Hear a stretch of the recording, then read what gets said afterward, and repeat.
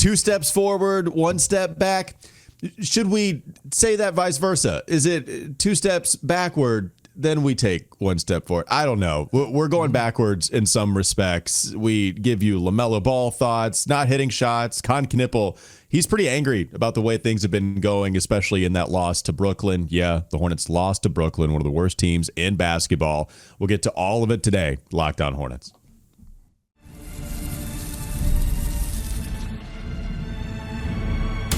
You are Locked On Hornets, your daily Charlotte Hornets podcast. Part of the Locked On Podcast Network, your team every day. In a minute, cuz we live.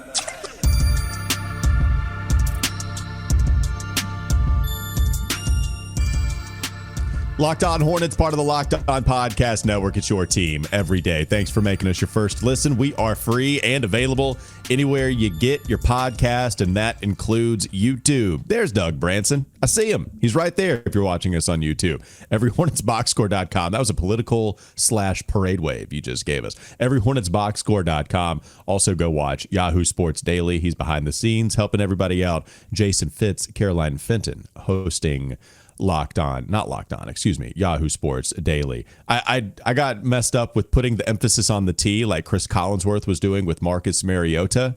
I don't know. Sometimes I'll put the emphasis on the T. Anyways, let's just be consistent, Chris Collinsworth. I'm Walker Mail. Listen to me, WFNZ, every weekday from 12 to 3 p.m. Sports Radio 92.7 FM. This episode, it's brought to you by FanDuel. If you want to be right in the middle of the action this season with not only the NFL, but also the NBA, visit FanDuel.com. Place your NFL live bets all season long. And last but not least, we appreciate you, the listener, for making Locked On the #1 sports podcast network out there. All right, let's get to the game last night. Bad loss. Hornets lose to the Nets, 116-103. I guess the question is, Doug, I'll just send it to you pretty quickly here. How bad of a loss is it when you lose to, one of the worst teams in the league, a team that you beat by 20 on opening night, a team that saw Michael Porter Jr. go for 35 points and hit 7 of his 11 threes in your face? How bad of a loss is it when you lose to the Nets that way? Hornets lose their 8th straight on the road. They hand the Nets their first home win of the season. Their first home win of the season. It's the giving season. It's holiday season. Well, it's the get right Hornets, right? That's what they're, if they have any kind of identity, it isn't Hornets DNA. It's that they are the get right Hornets. They are the team that you want to play if you are on the skids and need to get right. This was a game that I thought would have made Steve Clifford roll over in his grave if he had seen it. This was like he was dead, but he's alive. So yeah. Look, the Hornets looked very undisciplined. They looked very young. Missing Brandon Miller, missing Trey Mann. They looked like a team that couldn't get a decent shot at times. The Brooklyn Nets turned up the pressure on the Hornets in the second half, in particular. Started trapping LaMelo Ball. And the Hornets really lost the ball, literally. And that was a lot of over-dribbling by Colin Sexton. It was bad shot selection by Miles Bridges. And they just seemed like they lost their confidence in the fourth quarter. And, yeah, I don't really know what to do with this game. Here's what I'll land on. If you are team Hornets are sneak tanking, you got to take this game and file it into Exhibit A. Oh, you mean the lineup of Liam McNeely, Antonio Reeves, and Tijon Salon being out on the floor at the same time? Reeves was good. I'll say he was good, but everybody else. I don't think that was intended, though. I don't think you're saying, hey, let's go with this lineup because it's so damn good. How are they going to beat us? I don't think that's the idea when you put those guys out there on the court. I don't know if I'm team soft tank. Here's the thing. What throws a wrench in the whole soft tank philosophy is Charles Lee cared when his team was destroyed by New York on Wednesday. And it felt like to me that they came out with a purpose the next 2 games at home. It doesn't mean, I guess, that you can't turn it off and on, so to speak, but it felt like Charles Lee was really frustrated. Okay, this is happy-go-lucky, always positive Charles Lee, all the energy in the world. That's what his personality is, except in that post-game presser against New York. He was not okay with anything that happened against the Knicks. I felt that. He pretty explicitly said he wasn't okay with it. He pretty explicitly questioned the effort of the Hornets and specifically LaMelo Ball that night. Guys responded the next time out against Chicago. They responded the next time against Toronto. Maybe not right away. They still need to get back and transition at a better rate. This one, God, not getting back in transition against the Nets. They would turn it over, and then they wouldn't get back. And there were so many free buckets, just red carpet type buckets to Brooklyn. Drake Powell, and it was pretty gross to watch. That's the Steve Clifford frustration that you mentioned. But I saw them care a lot from the coach down in those two games that they just won. And here, Doug, you put out that lineup. The other thing is you look at some of the advanced metrics on this, like points per possession, 17th percentile among all games played in the NBA this year. They were below average in effective field goal percentage. They were below average in turnover percentage, turning it over every which way. They didn't even really offensive rebound that well. And that's something you can set your watch to. They are going to grab offensive rebounds, not in this game. And eventually they didn't even get to the foul line. Like, what did they do well? The answer is nothing. That's how you lose by double digits to one of the worst teams in the league. LaMelo Ball, your game score leader in this one at 15.4, 12 points, 5 rebounds, 14 assists, 3 of 9 from the field, but did draw 5 fouls, and a lot of those early. He was aggressive with his drive, played 29 and a half minutes, so still clearly on some kind of minutes restriction. It's weird. Lee played him at the beginning of the fourth when they were kind of in it. Then they sort of got out of it. And then he went to the bench. And then by the time he got back into the game later in the fourth quarter, they were sort of all the way out of it. And there was really nothing other than him going full Superman, which he didn't do, which, again, Brooklyn had a plan to try to take him out of the game. And it was, to some extent, effective. 3 turnovers, 3 fouls. That's your game score leader. The bottom of the game score. You just mentioned a lot of names there. Lee McNeely, Tijon Salon. We can talk more about him. This is his first game back after being with Greensboro for a month. Antonio Reeves. None of those were at the bottom of the game score. It was Miles Bridges, negative 1.7, a literal negative on this game, 8 points, 2 rebounds, 1 assist on 4 of 15 shooting. Those are the 2 most experienced players on your roster. Well, I mean, 2 most experienced with the Hornets at least, and on opposite sides of the game score. It's very difficult to win when that's the case. Yeah, 4 of 15 from the field for Miles. Missed all 3 of his 3-point attempts and had a couple of turnovers to boot. I don't know what to do with this. Is what I wrote in every Hornets box score, and I'd be interested in your thoughts on this because I texted you and you didn't text me back. I don't know what to do. I don't know what to do with LaMelo's double-double here because 12 points, 14 assists. He was finding other guys. He was trying to pass out of that trap and not force his way through. But at the same time, there were moments in the second half where I'm like, I really wish LaMelo Ball would force his way through. Like they needed some LaMelo magic to win this game because no one else was giving it to them.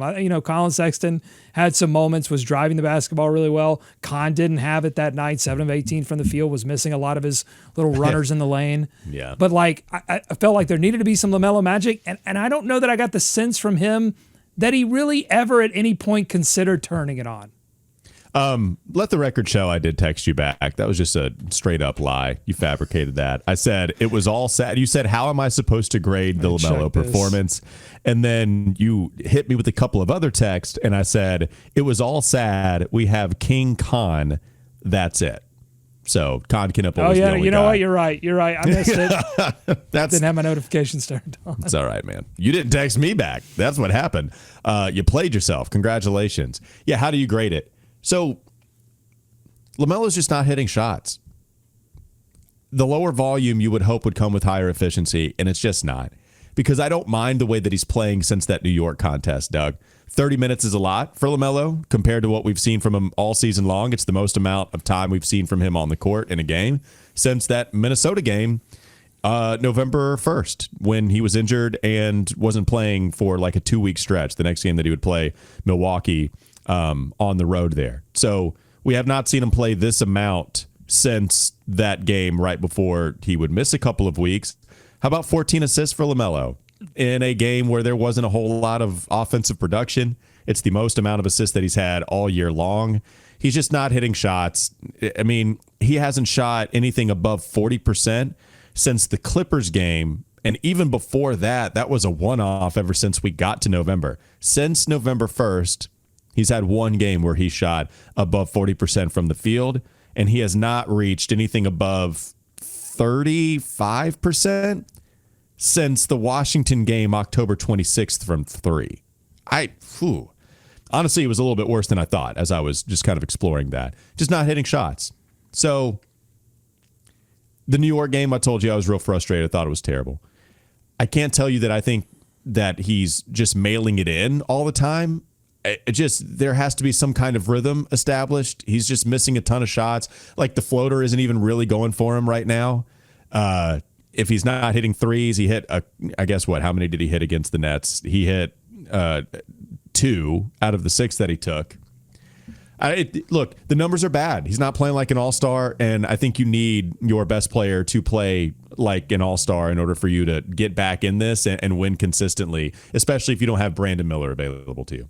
Yeah, just final thing, to me, this is sort of core to what I'm feeling about the Hornets right now. I don't know what to do with them. I don't know if they want to win. Right. I don't know if they're being put in the best position to win every game, or if it's more about just managing injuries for the next 20 games and the season be damned, if they're just interested in getting a high draft pick. If LaMelo is interested in being an all-star for the Hornets anymore, if the Hornets are interested in LaMelo Ball being an all-star for the Charlotte Hornets anymore, I think so much is up in the air. And then you just pile onto that the inconsistencies of playing 4 rookies big minutes, the inconsistencies that are just inherent in Miles Bridges' game.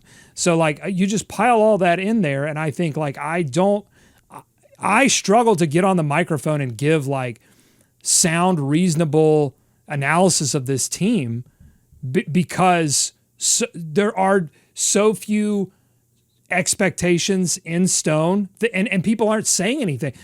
You've got, you mentioned Lee after the New York game, but after this one, it was all, we did some good things, and there's a blah blah blah blah blah thing that we've said 1,000 times, and I just don't know what anyone thinks about this team internally.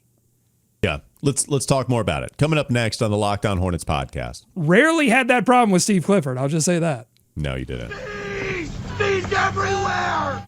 Yeah, he was going to let you know that he wanted you to set the bleeping screen. Coming up next on Locked On Hornets, Kon Knueppel certainly frustrated. He told you what he thought of this performance. We'll get to that coming up next, LOH. This episode is brought to you by FanDuel. NFL Sundays, they're moving fast, and one big play suddenly could change everything. Everything feels different after maybe that one big play. That's what makes live betting with FanDuel so exciting. You're not just watching the game, you're reacting to it in real time. With FanDuel, you can place bets as the action unfolds. Every drive, every momentum swing, every highlight moment. Live betting is the best when the game starts to shift. A receiver gets hot, a defense tightens up, or their momentum, it completely flips after a turnover. FanDuel lets you jump into the moment. Live spreads and money lines, they adjust instantly. Player props update as guys heat up, and you can bet next touchdown scores, drive results, totals, and more. It keeps you locked into every snap, every drive, every possibility. So if you want to be right in the middle of the action this season, visit FanDuel.com to get started and place your NFL live bets all season long. FanDuel, the game moves fast, and so can you. More Locked On Hornets ahead.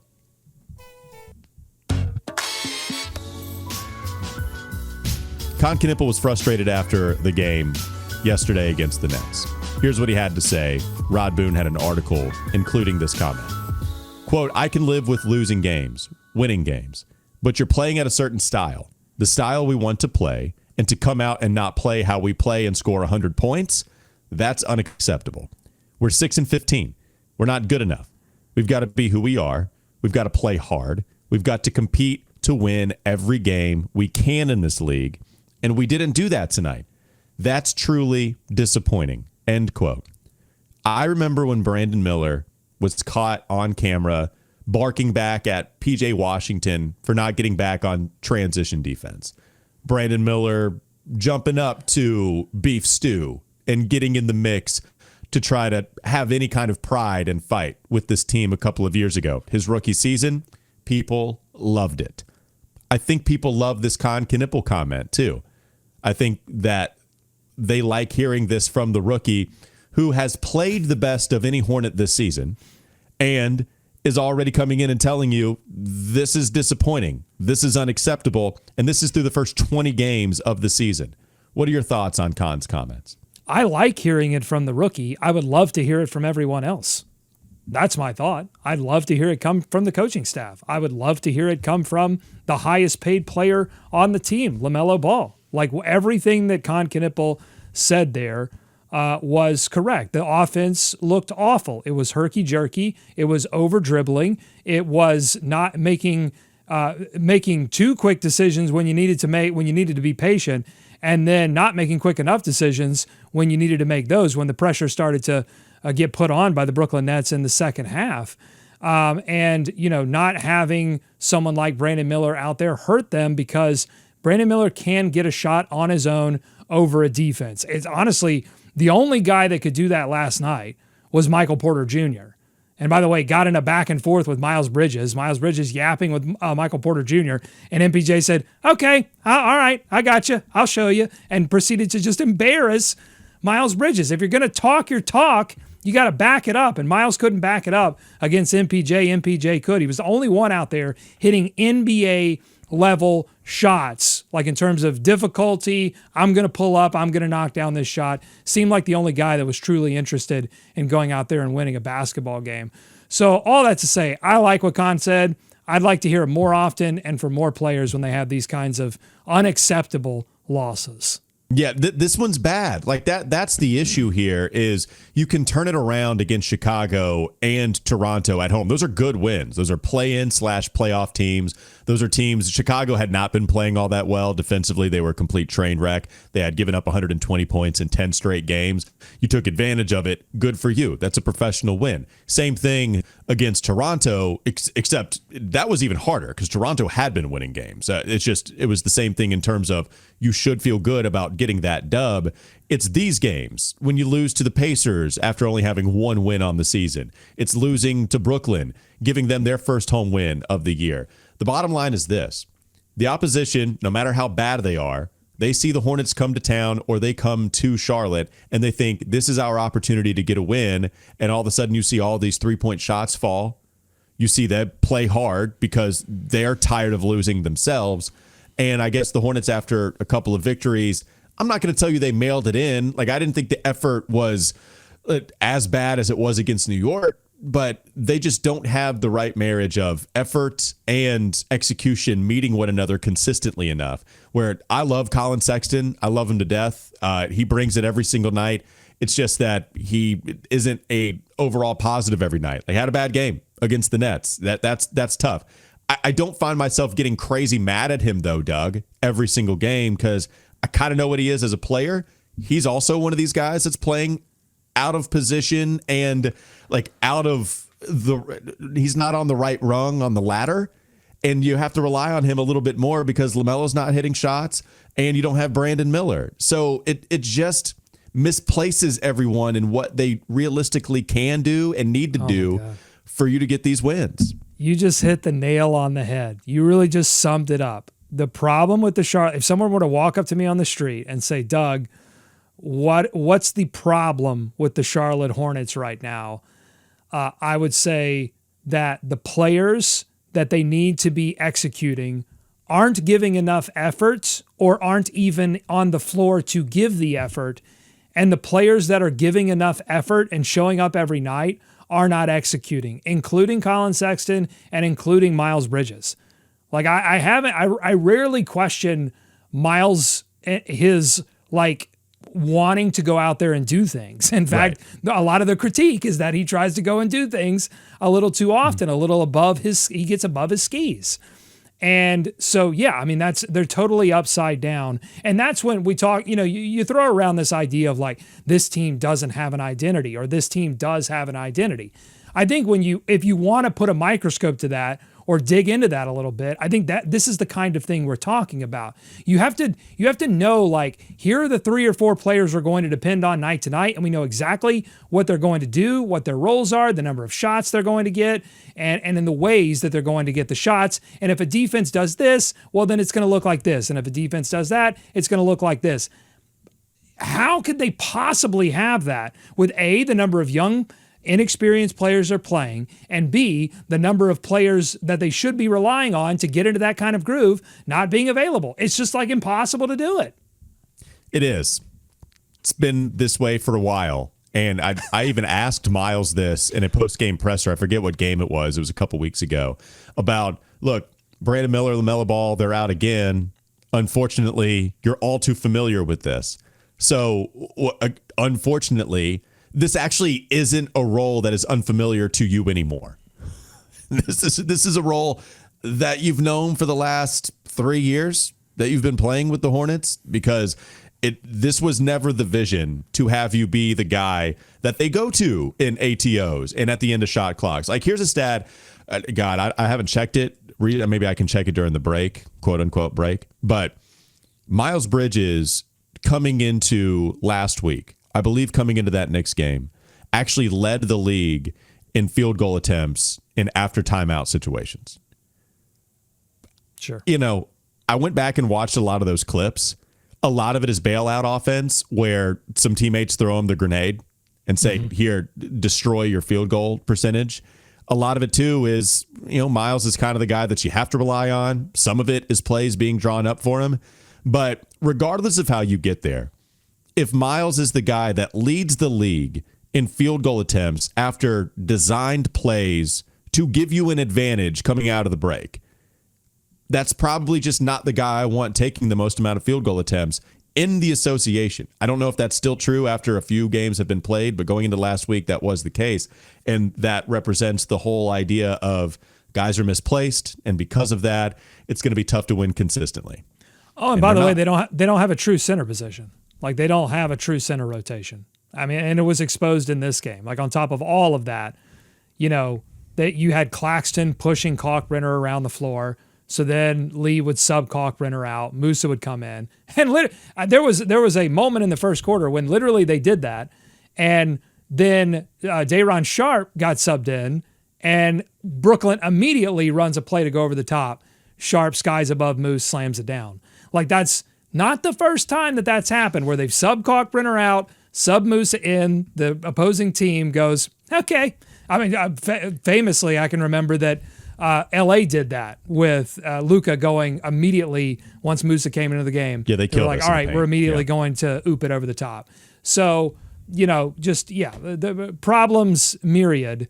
But yeah, if LaMelo can't be super LaMelo, if he can't be all-star LaMelo, because that's how teams like this that don't have an identity, that's how they find their way through, is through, you know, having superstar level talent that can carry you through some of these times as you figure all of that out. And right now, the Hornets don't have that on their roster. Yeah, well, we can continue to talk about the LaMelo stuff coming up next on the Locked On Hornets podcast. He's everywhere! Focus more on LaMelo. What do we do with his season to this point? And we do have an injury update. Positive. Somebody's coming back. What? Find out who. Next, LOH. This episode is brought to you by Prize Picks. The holiday season, it's one of the best times for sports. Bowl games, big basketball matchups, playoff pushes. It's all happening at once. And while we're all making choices every day, one of the most fun places to make the right call is Prize Picks. Prize Picks is the easiest way to get in on daily fantasy. Just pick more or less on at least 2 player projections, lock in your lineup, and you're in the game. It's simple, fast, and available in 45 states, including California, Texas, Florida, and Georgia. The early payout feature on Prize Picks, it's a great bonus. When your lineup starts strong, you may get the option to cash out early. And the new Stacks feature lets you choose the same player up to 3 times in one lineup, like more on a QB's passing yards, touchdowns, and rushing yards. I like that. Deposits and withdrawals are quick and easy, which keeps everything flowing. Download the Prize Picks app today. Use code LOCKEDONNBA to get $50 in lineups after you play your first $5 lineup. That's code LOCKEDONNBA to get $50 in lineups after you play your first $5 lineup. Prize Picks, it's good to be right. More Locked On Hornets ahead. Just to be clear, I don't think either one of us is saying that it's all LaMelo's fault, because it's not. I don't know how to critique him. I don't even know how to critique him. Yeah, nobody's saying that. I just, sometimes things can get misconstrued. But I think what's happening is most people would agree, unless you are just already there with Kon, that overall LaMelo Ball is the best player on this team. I go back to the beginning of the season, or I should say even around draft time, when Jeff Peterson and company, they told us they made these draft decisions to uplift their best players on the squad, meaning to uplift LaMelo and Brandon. They drafted the guys they did to supplement their talent. Their words, I get it. It made sense. So if you're doing that and you're trying to uplift them, except now you have Kon, who is playing the best basketball of anybody right now over the first 20 games, and the other guys that have been a net positive. I do think Kalkbrenner has been a net positive given what he is right now. Like, we need a center rotation. I get it. I'm with you. But he's been a positive. I think Colin Sexton overall has been a positive.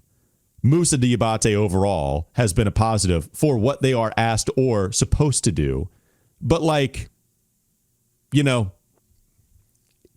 LaMelo and Brandon to play, and you need them to play like the first and second best player on the team for this team to win basketball games. The whole tanking thing, to go back to it just real quickly, one thing they didn't do, they did not plan on Brandon Miller injuring his shoulder right out of the gate. Like, I do think in terms of what were they planning, what did they have to adapt to, the Brandon Miller thing is a great checkpoint, because they didn't go and say, well, look, we're just going to have a shoulder subluxation right off of the rip. No, man, they didn't expect that. I don't think they expected to have Brandon on a minutes restriction because of a second game injury to where he's still being hindered by that. He didn't play last night. LaMelo ankle stuff, you kind of always have to prepare for it because it's been an issue the last few years. But it happened again so early. Right out of the gate, it happened. That throws everything awry. I mean, in fairness, they should have prepared for that. How can you not at this point? What have they been watching? What have they? Yeah. They studied their history. You know what's weird about this game? I was thinking about this. If LaMelo had hit 3 more threes, if he had gone 5 of 6 from 3, that would have given him, let me do the math here, beep, boop, boop, boop. That would have given him 21 points. He would have finished with 21, 14 assists, and 5 rebounds. If that's the only thing I change in the game, the Hornets still lose this game by 5, right? 9 and 3 is 11. Well, 9 and 3 is 12. So they lose the game by 4. Have some fun with the numbers there. Yeah. I was told there would be no math. They still lose the game by 4. And yet somehow I feel, and this isn't about LaMelo, it's just I feel weirdly better about the game because I think 3 more threes, the offense, I think in that scenario, the offense looks a little bit more functional. They're probably... they probably don't give away the lead so significantly and look so haphazard if the ball is in his hands more to make plays. And they still, the result is still the same. You still lose to Brooklyn, and yet I would still not feel as in the wilderness about this team as I did after this 116-103 defeat. Yeah, I do feel in the wilderness because it comes back to what do we focus on, right? Kon Knueppel is playing at such a high level. The dude might make an all-star game where only 2 rookies ever, or I should say since 2000, only 2 rookies have made the all-star game since 2000. Blake Griffin, who was a faux rookie, and Yao Ming, who was a unicorn playing professional basketball in China.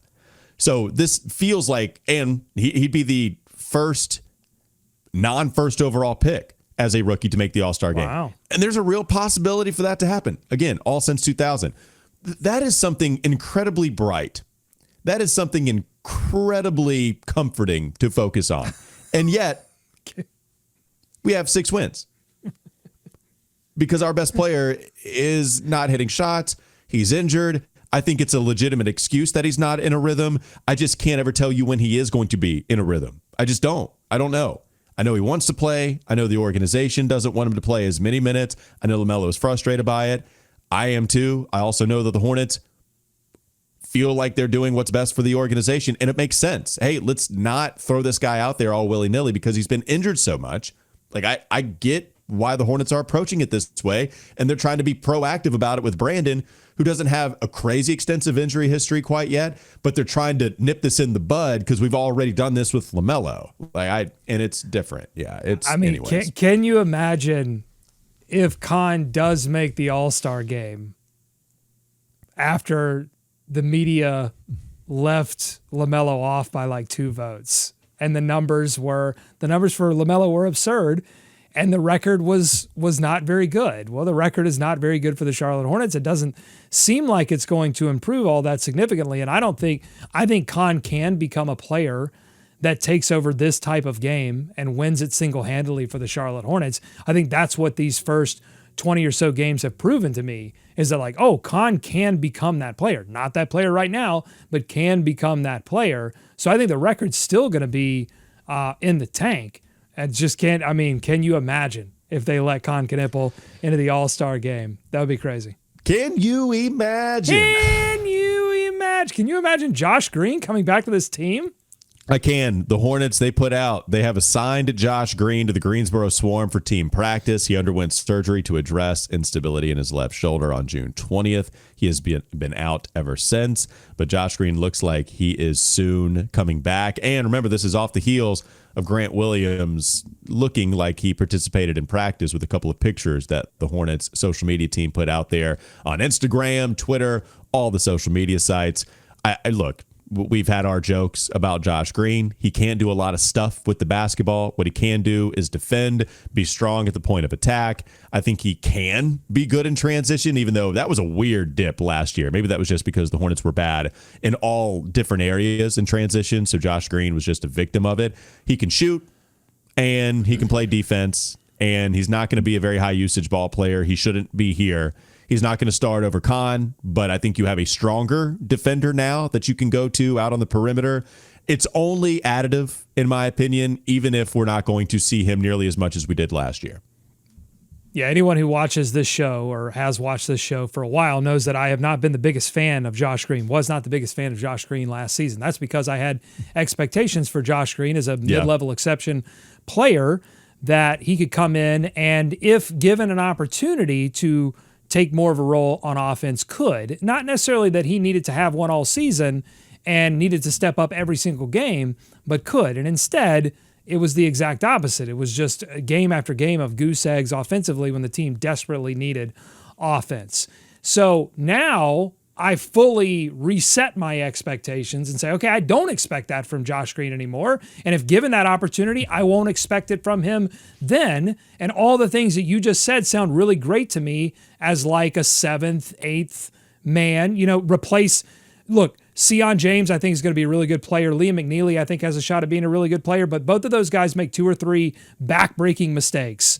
And so, we have addressed the main players in this rotation and some of the struggles that they've had, Ball, Sexton, and Bridges in particular.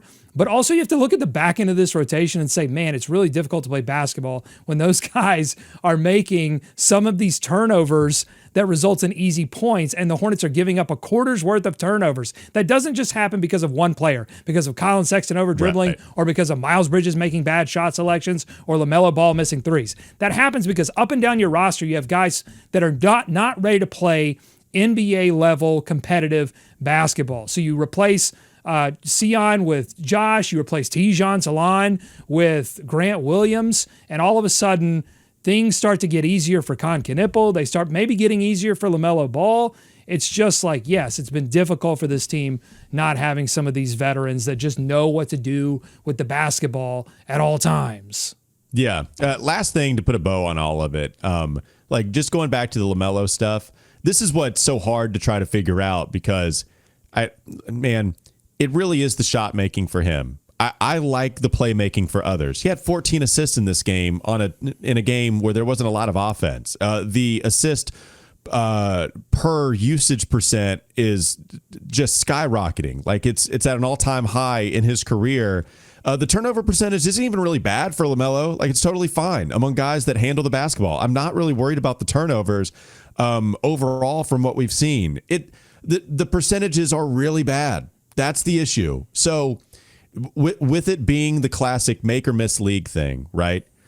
That gives me some hope and some patience, a little patience. Look, we got to be the most patient podcast out there with having talked about the Hornets as much as we have. But with LaMelo in particular, like all the other signs, Doug, of pointing to this will improve if talent around him improves. I think we've seen that to some degree, right? Guys are hitting more shots when he's involved. The team is better with him on the floor, and they're playing better because you have better talent. Like just by having Kon Knueppel on the floor alone, that's going to improve. Miles Bridges and LaMelo on the floor alone, that's going to help rather than having a bunch of G Leaguers out there. It's just the crippling lack of efficiency. Mm-hmm. I don't think I'm using that word lightly. The lines can't be this. They can't be under 40% as a 6'7", 6'8" guard. And the three-point shooting, which was the depending thing that we had for you. Like we could rely on that even if it wasn't great. The three-point percentage being under 30. And man, we're talking about 60 games worth of bad percentages here. Even if it's broken up, like I still have hope that the numbers are going to go up because it can't be this bad. That's the reluctant hope. That's the reluctant hope. The hope is the sickest. By the way, if we are in the wilderness, I've heard it takes about 40 years. And, look at that. The Hornets are about to celebrate their 40th anniversary in just a couple of years. We'll have a 40 greatest Hornets of all time list, 40 nicknames, 40 beers. We'll do all kinds of stuff for 40. Oh, yeah. Out of the wilderness, baby. I got to look at my list. No, I got to get it working. Well, we got 4 more. How many? 3 more years left before we're at 40? Yeah. All right. So I got to get to working on that list with ample enough time for you guys to yell at me. That'll do it for Locked On Hornets. Thanks for making us your first listen. We're free and available anywhere you get your pods. That includes YouTube, Doug Branson, everyhornetsboxscore.com. Also check out Yahoo Sports Daily with Jason Fitz and Caroline Fenton. Somebody going to be on the show about, who may have talked about the Hornets here recently in a big way. So I won't reveal the guest, but you got to go check it out. Yahoo Sports Daily. Go check out Yahoo Sports Daily with Doug behind the scenes. I'm Walker Mail. Listen to me, WFNZ, every weekday from 12 to 3 p.m. And last but not least, thank you for making Locked On the #1 sports podcast network. Have a great rest of your day. We'll be back with you tomorrow. See ya.